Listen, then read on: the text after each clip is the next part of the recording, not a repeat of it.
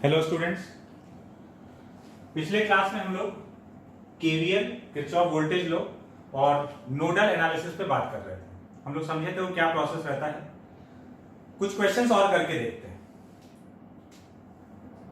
एक क्वेश्चन हम लोग सॉल्व किए थे दोनों मेथड से और एक बात समझ में आया था कि जो नोडल एनालिसिस है वो बेहतर है, मतलब कैलकुलेशन कम है और गलती होने का चांसेस भी कम है अगर हम नोडल एनालिसिस को कंपेयर करते हैं केवीएल से, किरचॉफ वोल्टेज लॉ से। एक और क्वेश्चन करके देखते हैं।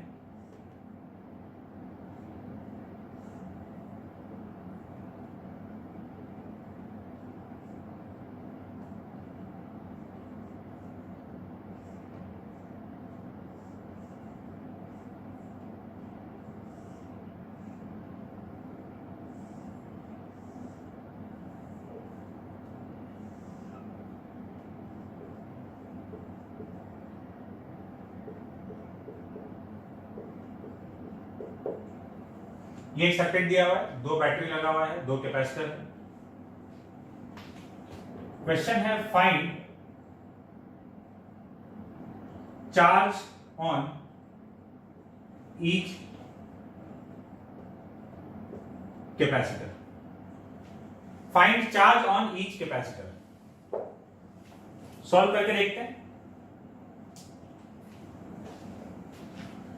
देखो, हम इसको दोनों मेथड से सॉल्व करके देखते हैं। पहले केवीएल अप्लाई करते हैं।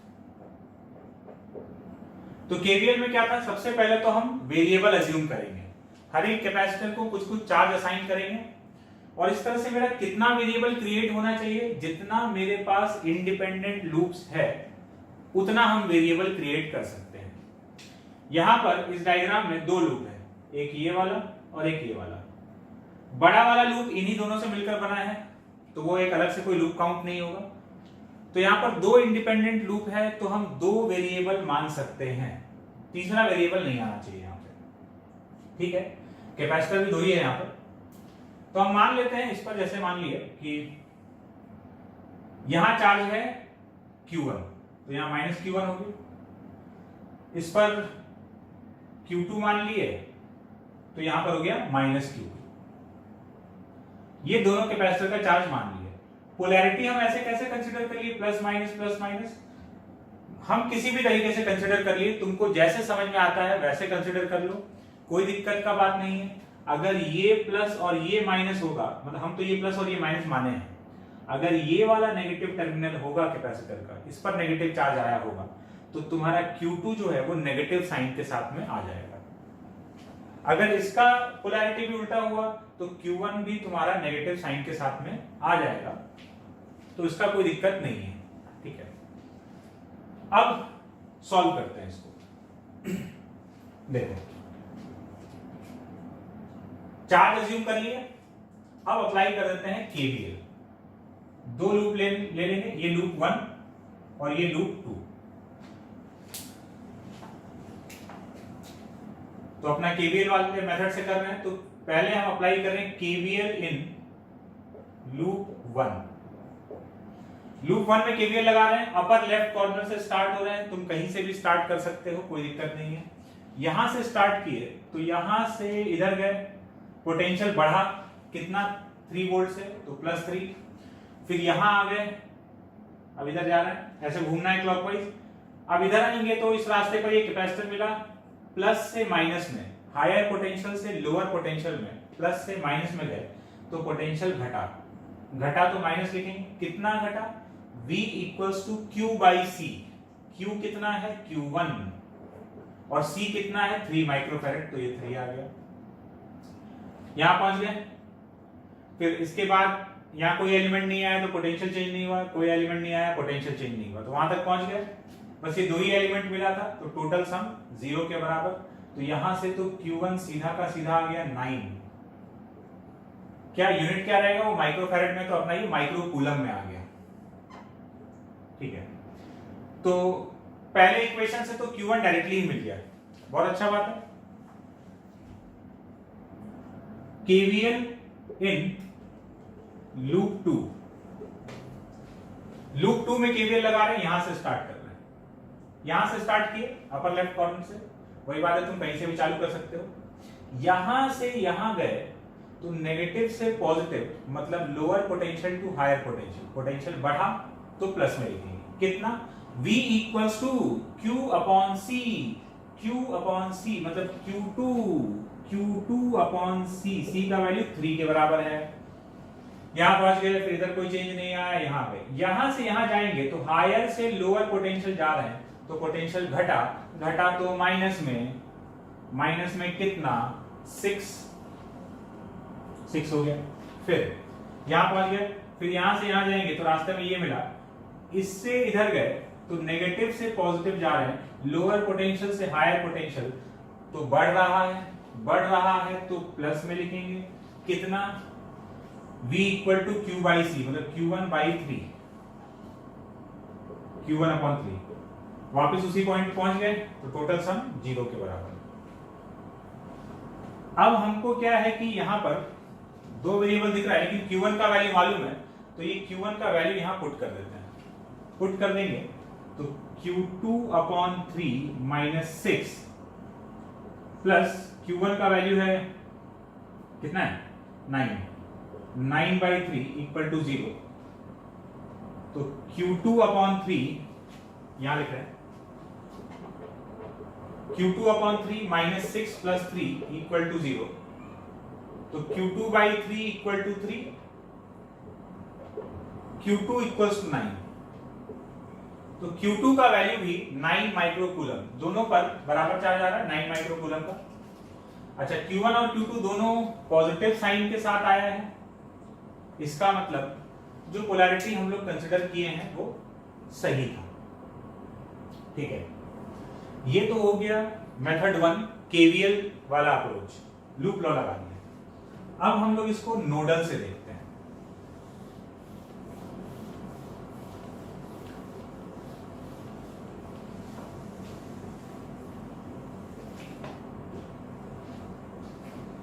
तो नोडल में हमको चार्ज मानने का कोई जरूरत नहीं है,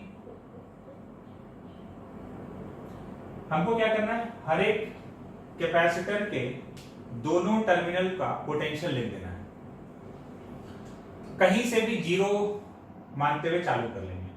अच्छा एक चीज समझना, अगर सर्किट में कहीं पर अर्थिंग किया हुआ, मान ऐसा सिंबल दिखाया हुआ तो तुम जहां पे अर्थिंग किया है ना फिर तुमको वहीं का पोटेंशियल 0 मानना है, ये फिर कंस्टेंट है।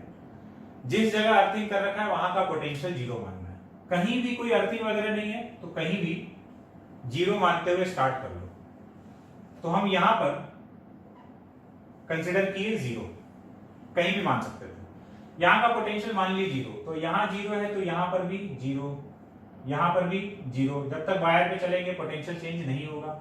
यहां से यहां गए तो 6 वोल्ट से बढ़ गया पोटेंशियल तो यहां का +6, यहां का 6 है तो यहां का भी 6। अच्छा यहां का 0 है तो यहां जाएंगे तो 3 वोल्ट से बढ़ जाएगा पोटेंशियल तो यहां का +3। हमको यहां पर वेरिएबल मानने का जरूरत ही नहीं पड़ा। देखो हर एक टर्मिनल का, हर एक कैपेसिटर के दोनों टर्मिनल का पोटेंशियल आ चुका है, इसका 0.3, इसका 3 और 6 हो गया। इसके अक्रॉस पोटेंशियल डिफरेंस कितना दिख रहा है, 3 वोल्ट। सपोज ये कैपेसिटर 1 है और ये कैपेसिटर 2 है, ठीक है, तो इसका जो चार्ज है Q1 CV के बराबर, C कितना है 3 और V कितना है, पोटेंशियल डिफरेंस भी 3 है तो 9, कैपेसिटेंस माइक्रोफैराड में था तो ये माइक्रोकूलम, सीधा C इंटू V कितना है 3 - 0 तो 9 माइक्रोकूलम चार्ज आएगा। और ये हायर पोटेंशियल ये लोअर पोटेंशियल तो ये 9, ये प्लस और ये -9 माइक्रोकूलम। इसके अक्रॉस भी पोटेंशियल डिफरेंस कितना है 6 - 3, ये हायर ये लोअर तो Q2 इसका चार्ज कितना हो जाएगा C इंटू V, C का वैल्यू 3 और V का वैल्यू कितना 6 - 3 तो ये भी 9 आ गया। डायरेक्टली इतना लिखने का भी जरूरत नहीं, यहीं से दिख रहा है potential difference into capacitance. Higher potential पे ये वाला है तो ये 9 माइक्रोकूलम और इधर -9 माइक्रोकूलम। यहां पर हमको नोडल एनालिसिस में नोड पर इक्वेशन लिखने का जरूरत ही नहीं पड़ा, total charge flow equal total charge का फ्लो 0 के बराबर होगा। क्यों? क्योंकि कोई वेरिएबल जनरेट ही नहीं हुआ। सारा पोटेंशियल हम लोग लिख पाए, तो अब किसी भी कैपेसिटर का पोटेंशियल डिफरेंस डायरेक्टली दिख रहा है। सीधा ओरली सवाल हो गया, ये एकदम ऐसे ही निपटा दिए हम लोग इसको। तो हम लोग को दिखा था कि केवीएल से, अभी जो क्वेश्चन किए थे केवीएल से काफी छोटा हुआ था, फिर जब नोडल लगाया तो समझ में आया कि नोडल से तो और छोटा है। तो केवीएल से तुम किसी भी क्वेश्चन को करोगे तो जो भी उस क्वेश्चन का साइज है, नोडल एनालिसिस डेफिनेटली उससे कम साइज में, कम एफर्ट में तुमको आंसर देगा। कंडीशन ये है कि हम अप्लाई करना सीख जाएं। वो कंडीशन तो दोनों के साथ में, केवीएल के साथ में भी और नोडल के साथ में भी, कि हम लोग को सही सही अप्लाई करना आता हो। ठीक है, एक और क्वेश्चन देखते हैं। ये एक सर्किट बना हुआ है और इसमें हम लोग को वही बताना है, find charge on each capacitor. तो हम लोग इसको नोडल से सॉल्व करके देखते हैं। ठीक है, सर्किट अब थोड़ा सा बड़ा हो चुका है, समझते हैं कैसे अप्लाई करना है। अच्छा, एक चीज एकदम क्लियर रखना, स्कूल के एग्जाम के हिसाब से अगर तुम सीख रहे हो या स्कूल के एग्जाम में तुमको लिखना है, तो तुम केवीएल से ही इस क्वेश्चन को सॉल्व करोगे, किसी भी क्वेश्चन को, नोडल से नहीं, है ना। नंबर नहीं मिलेगा स्कूल एग्जाम में, केवीएल से ही नंबर मिलेगा। दोनों मेथड इक्वली गुड है, बट वहां वही मेथड एक्सेप्टेबल है। ठीक है, एनसीईआरटी में वही दिया हुआ। सॉल्व करते हैं। देखो,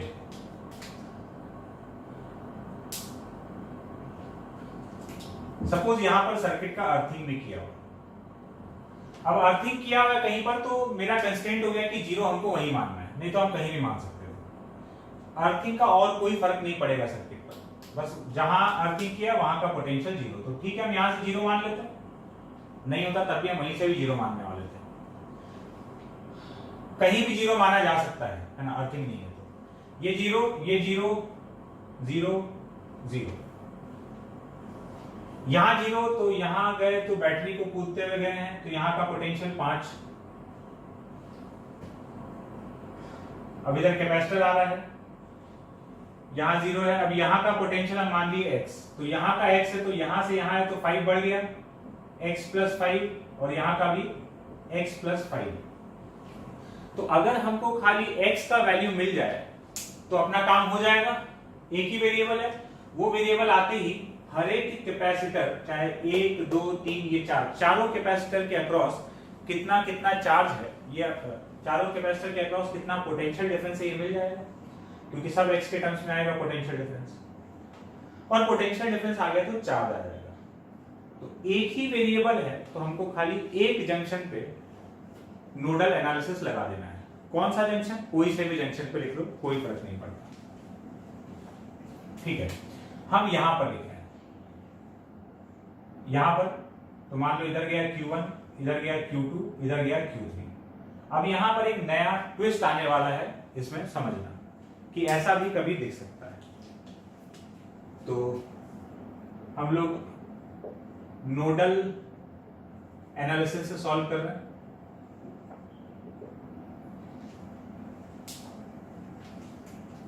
तो सपोज ये जंक्शन 1 है, इसको हम जंक्शन 1 बोल देते हैं। यहीं पे हमको इक्वेशन लिखना है, तो हम लिख रहे हैं नोडल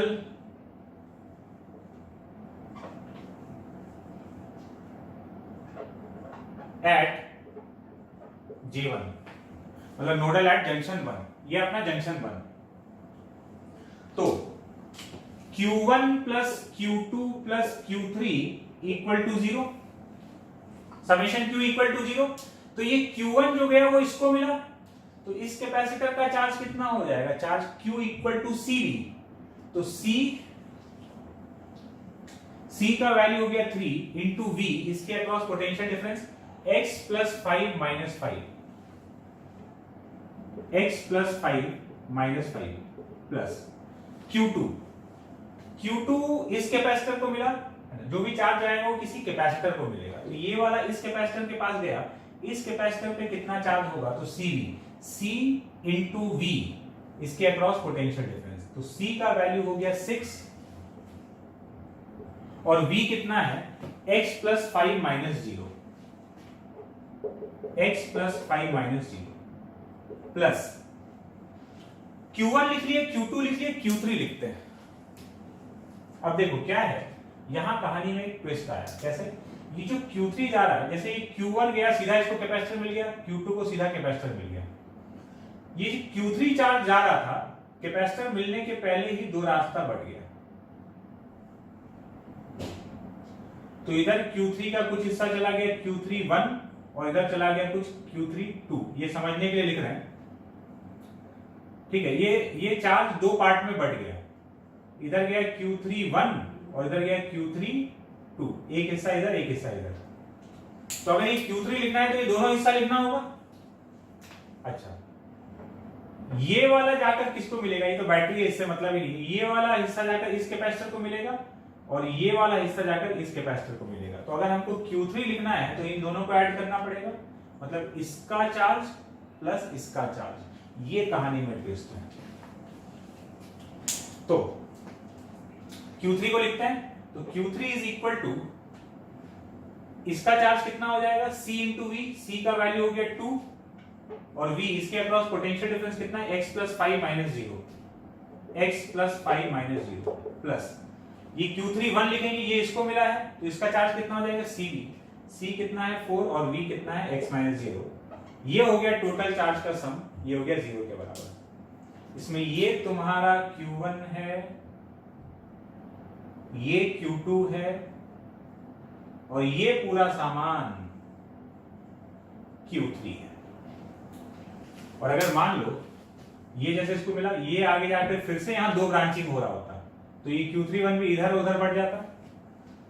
तो ये और वो ऐड करके लिखते हैं, ठीक है। तो ये ध्यान रखना है, ये Q1 Q2 Q3 जो भी चार्ज आ रहा है, ये चार्ज किसी कैपेसिटर को मिलेगा। तो ये इस कैपेसिटर को मिल गया, ये इसको मिल गया और यहाँ कैपेसिटर आने से पहले ही रास्ता बढ़ गया। तो ये जो बटा दो हिस्से में Q3 1 और Q3 2, Q3 2 चला गया इसके पास और Q3 1 चला गया इस कैपेसिटर के पास। तो Q3 लिखना है तो ये वाला चार्ज प्लस ये वाला चार्ज ऐड करके Q3 आएगा, वही हम लोग लिखे हैं। यही कहानी में ट्विस्ट था। इसको KVL से करोगे तो बहुत ज्यादा, कितना लूप है तुम्हारे पास ये देख लो, 1 2 3 लूप है, मतलब 3 वेरिएबल खड़ा करोगे यहाँ पे, Q1 Q2 Q3, बहुत लेंदी जाने वाला है। यहां से अपना बहुत आसानी से आंसर आ जाएगा। 3 into x plus 6x plus 5 plus 2x plus 5 plus 4x equal to 0। तो 3x plus 6x plus 30 plus 2x plus 10 plus 4x equal to 0। अरे इक्वेशन सॉल्व कर रहे हैं और कुछ नहीं। तो 3x plus 6x 9x 11x 15x 15x plus 40 equal to 0। x का वैल्यू आ गया -40/15, मतलब -8/3 वोल्ट। x का वैल्यू आ गया, और x का वैल्यू आ गया तो अब हर एक कैपेसिटर का चार्ज मिल जाएगा, क्योंकि सबके अक्रॉस अपने को पोटेंशियल डिफरेंस पता है। तो बात क्लियर है। इस तरीके से हम लोग नोडल एनालिसिस से क्वेश्चन सॉल्व कर सकते हैं। बात क्लियर है। चलते हैं आगे, इसको हटाते हैं।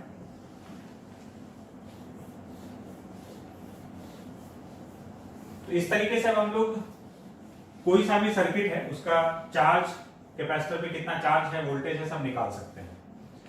अगर सिंपली सीरीज पैरेलल है तो सीरीज पैरेलल का प्रॉपर्टी यूज करते हुए, नहीं तो केवीएल या नोडल लगाते हुए। अब अगले टॉपिक पे चलने से पहले एक टाइप ऑफ प्रॉब्लम होता है जो कई जगह अपने को दिख सकता है, उसको हम लोग सॉल्व कर लेते हैं। उसको करके देखते हैं कैसे किया जाता है। जैसे कई बार तुमको एक टर्म दिया हुआ होगा, ब्रेकडाउन वोल्टेज। ठीक है। कैपेसिटर का ब्रेकडाउन वोल्टेज मतलब ये वो वोल्टेज है जिस उससे ज्यादा वोल्टेज अगर लगा तो कैपेसिटर खराब हो जाएगा, ठीक है, कैपेसिटर लीक करने लगेगा। जैसे क्या है कि ये कैपेसिटर है, इस पे चार्ज Q, इस पे माइनस Q है, ठीक है, बीच में कोई डाइलेक्ट्रिक भी हो सकता है, मटेरियल वगैरह हो सकता है। तो एक सर्टेन वोल्टेज से अगर ज्यादा हो गया ना तो इसके बीच से ही उससे ज्यादा वोल्टेज पे, ब्रेकडाउन वोल्टेज से ज्यादा पर ये कैपेसिटर खराब हो जाएगा। खराब होने का मतलब ये है कि इतना ज्यादा वोल्टेज आ चुका है इन दोनों के बीच, मतलब इतना इलेक्ट्रिक फील्ड जनरेट हो चुका है कि चार्ज यहीं से डायरेक्टली फ्लो होना चालू हो जाएगा और ये Q माइनस Q एक दूसरे को न्यूट्रल कर देगा, ठीक है, लीक कर जाएगा यहां से चार्ज। इन जनरल यहां से चार्ज फ्लो नहीं कर रहा होता, यहाँ Q और ये माइनस Q रहता है। तो अगर बहुत ज्यादा वोल्टेज होगा तो ये मटेरियल सहन नहीं कर पाएगा और चार्ज का फ्लो हो जाएगा। तो तुमको एक ब्रेकिंग स्ट्रेंथ दिया होगा, एक ब्रेकडाउन वोल्टेज दिया होगा कैपेसिटर को, कई बार दे सकता है ना। तो ये उसका मतलब हुआ कि उस वोल्टेज से ज्यादा पर कैपेसिटर लीक करने लगेगा, चार्ज जो है वो एक प्लेट से दूसरे प्लेट की तरफ फ्लो करने लग जाएगा मीडियम के थ्रू। तो जैसे ऐसे दिया हो सकता है कि एक कैपेसिटर है, इसका स्पेसिफिकेशन दिया होगा तो 2 माइक्रोफैरड 5 वोल्ट। अब ये कुछ भी हो सकता है, डिपेंड करता है कैपेसिटर पे, ये किलो वोल्ट में हो सकता है, वोल्ट में हो सकता है। मतलब इसका कैपेसिटेंस, ये तो इसका कैपेसिटेंस हो गया और ये इसका ब्रेकिंग वोल्टेज हो गया। इसको ब्रेकिंग वोल्टेज या ब्रेकडाउन वोल्टेज कुछ भी बोल सकते हैं ना। इस वोल्टेज पे ये खराब हो जाएगा। तो एक क्वेश्चन देखते हैं।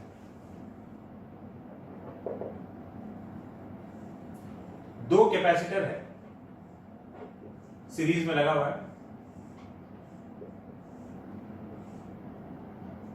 ये 2 माइक्रोफैरड 3 वोल्ट का and this is 3 microfarad and 5 volt. इस तरह से अगर कभी भी दिया है तो ये सब क्या है, ये दोनों इसका ये इसके अक्रॉस वोल्टेज नहीं है, ये इसका क्या है, ब्रेकिंग वोल्टेज या ब्रेकडाउन वोल्टेज। तो ये दिया हुआ है, find maximum voltage that can be applied across the series combination of the given capacitors safely.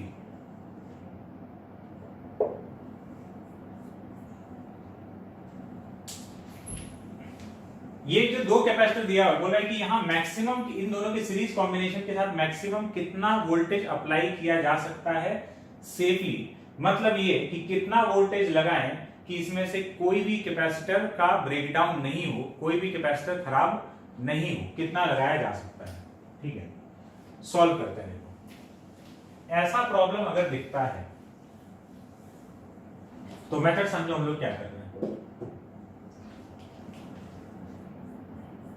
हमको पता है कि दोनों के अक्रॉस चार्ज जो भी है वो सेम आएगा। कुछ भी हमने यहां V पोटेंशियल लगाया होंगे, चार्ज सेम आता है।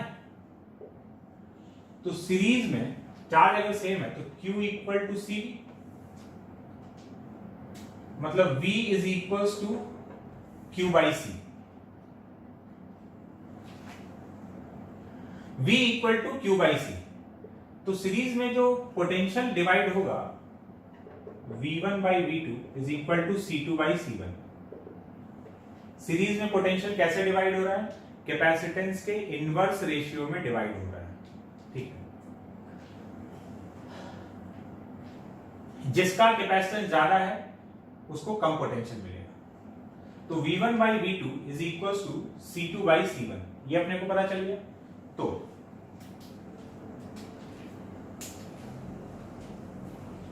सपोज ये पोटेंशियल, इसको पोटेंशियल मिला x, ठीक है। अगर इसको x मिला तो इसको कितना मिला होगा? v1 का वैल्यू मान लेते हैं x है। अगर v1 का वैल्यू x है तो v1 by v2 is equals to c2 by c1। c2 कितना है? 3 by 2, तो v2 is equals to 2 by 3 v1। तो v1 अगर x है, इसका मतलब v2 जो है वो 2 by 3x है। जिसका कैपेसिटेंस ज्यादा है वो कम वोल्टेज कंज्यूम कर रहा है। मतलब अगर ये x वोल्टेज खाएगा किसी भी समय, तो ये कितना कंज्यूम कर रहा होगा? 2x by 3। तो उस समय यहां कितना अप्लाई किया गया होगा? v1 plus v2, ठीक है। इसको x मिला तो इसको 2x by 3 मिला, तो ये कितना वोल्टेज कंज्यूम, ये कितना अप्लाई किया गया है यहाँ पर? v1 plus v2। तो सबसे पहले तो हम ये देख लिए कि किस रेशियो में वोल्टेज गया। अगर ये कुछ, इसका कुछ मान लिया x होगा, x का जो भी वैल्यू है, ये x तो वो कितना, या तुम ये भी मान सकते थे कि ये x कंज्यूम कर रहा है तो ये कितना कर रहा है, इस तरीके से। अब ये अपने को पता चल गया। अब समझना, मेन बात यहां से स्टार्ट होता है। हम मान लेते हैं कि ये सबसे पहले ये अपने ब्रेकिंग वोल्टेज पे पहुंच गया, 2 माइक्रोफैरेड ब्रेक होने वाला है। तो 2 माइक्रोफैरेड का अगर ब्रेकिंग वोल्टेज आ चुका है, इसका मतलब x का वैल्यू कितना होगा? 2 के बराबर, ठीक है। x का वैल्यू 2 के बराबर, तो 2x by 3 किसके बराबर हो जाएगा? 2x by 3 हो जाएगा 4 by 3 वोल्ट के बराबर, ठीक है। तो जब पहला वाला, ये v1 था और ये v2, जब पहला वाला जस्ट अपने ब्रेकिंग वोल्टेज पर पहुंचा है, ब्रेकिंग वोल्टेज कितना था इसका? 3 वोल्ट। अगर ये अपने ब्रेकिंग वोल्टेज पे पहुंचा तो ये कितने पे पहुंचा? 4 by 3। मतलब वो अपने, ये अभी अपने ब्रेकिंग वोल्टेज से दूर है, तो इतना वोल्टेज, तो टोटल V कितना हो गया इस समय? V का वैल्यू v1 plus v2। समझते जाना, लास्ट में बात समझ में आएगा क्या हो रहा है। 10 by 3 वोल्ट। तो अगर हम 10 by 3 वोल्ट लगाए होंगे तो कैपेसिटर नंबर 1 को 2 वोल्ट मिला होगा, कैपेसिटर नंबर 1 को 2 वोल्ट और कैपेसिटर नंबर 2 को 4 by 3 वोल्ट। अब सोचो अगर हम इससे ज्यादा वोल्टेज लगाए तो इसको भी ज्यादा मिलेगा और इसको भी ज्यादा मिलेगा, ये तो उड़ जाएगा। मतलब हम 10 by 3 वोल्ट से ज्यादा नहीं लगा सकते। समझ में आया बात? हम 10 by 3 वोल्ट लगा सकते हैं, 10 by 3 वोल्ट पे जस्ट ये ब्रेकिंग वोल्टेज पहुंच गया, ये अभी उससे दूर है। अगर हम 10 by 3 से ज्यादा लगाए तो ये तो फिर भी सेफ रहेगा, लेकिन ये वाला उड़ जाएगा। तो मैक्सिमम वोल्टेज 10 by 3। तुम बोलोगे सर आप इसको पहले क्यों ब्रेकिंग पे पहुंचाए? हम दोनों के लिए ट्राई करेंगे। अगर हम मान लो ये किए होते कि भाई V2 जो है ना, V2 जो कि किसके बराबर था? 2x by 3 के बराबर। अगर ये ब्रेकिंग वोल्टेज पे पहुंच गया तो इसका ब्रेकिंग वोल्टेज कितना है? 5। मान लो पहले ये पहुंचा होता तो ये 5 हो गया, तो x का वैल्यू कितना आ गया? 15 by 2 मतलब 7.5।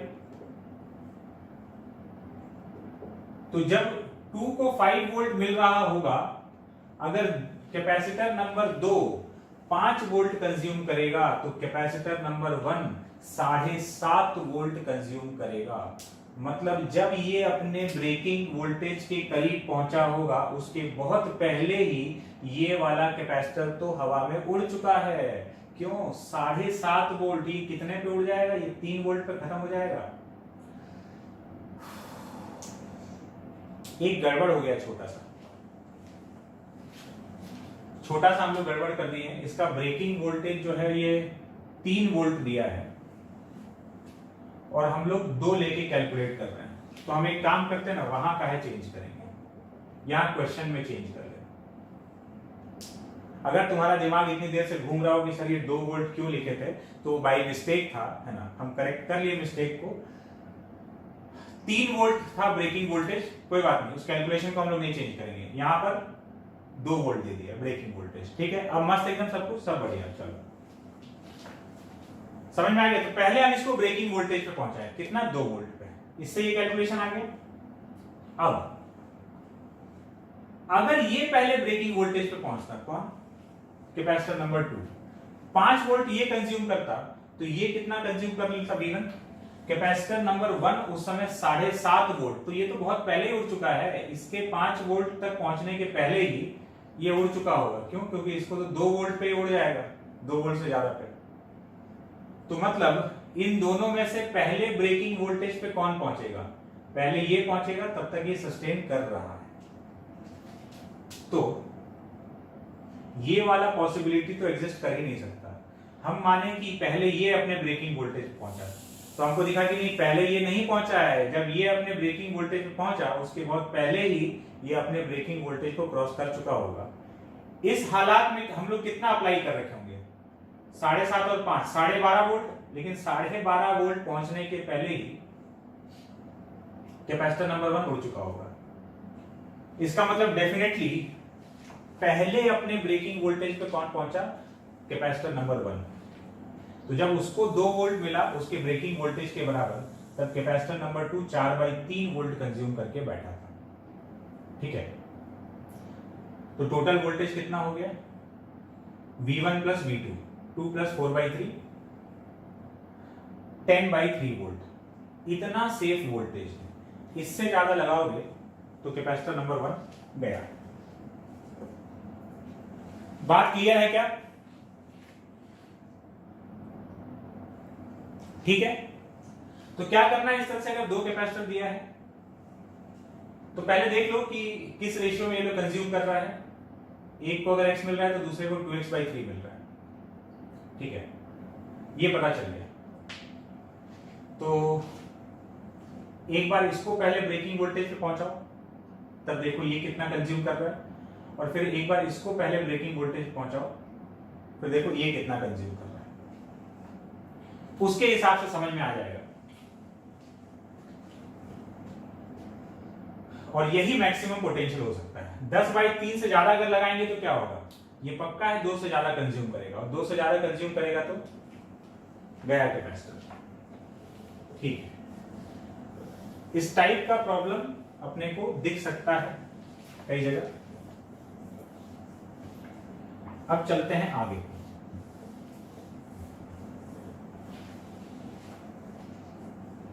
हेडिंग डालते हैं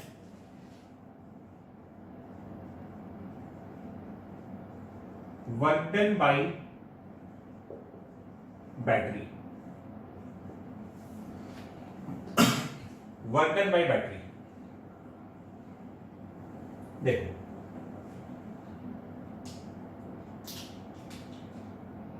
बैटरी क्या कर रहा है कि चार्ज को एक जगह से खींच के दूसरी जगह फेंक रहा है।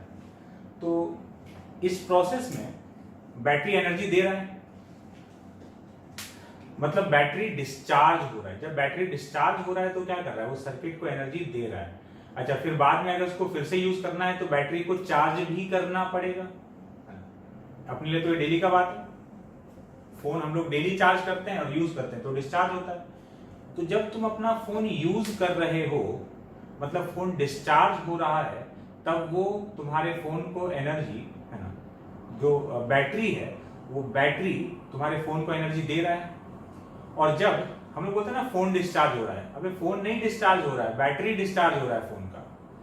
तो जब हम लोग फोन यूज कर रहे हैं तो फोन का बैटरी डिस्चार्ज हो रहा है, मतलब बैटरी जो है वो एनर्जी दे रहा है फोन को या सिस्टम को। और उसके बाद जब हम लोग फोन को चार्जिंग पे लगाए हैं, मतलब अपने बैटरी को चार्जिंग पे लगाए हैं, तो अब इस बार बैटरी एनर्जी ले रहा है ना, वहां सर्किट से एनर्जी उसके पास आ रहा है जिसको वो स्टोर कर रहा है और बाद में वो दे देगा।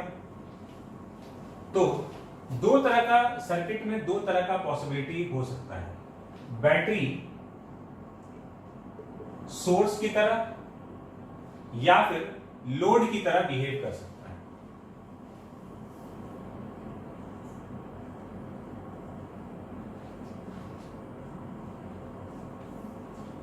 सोर्स कब?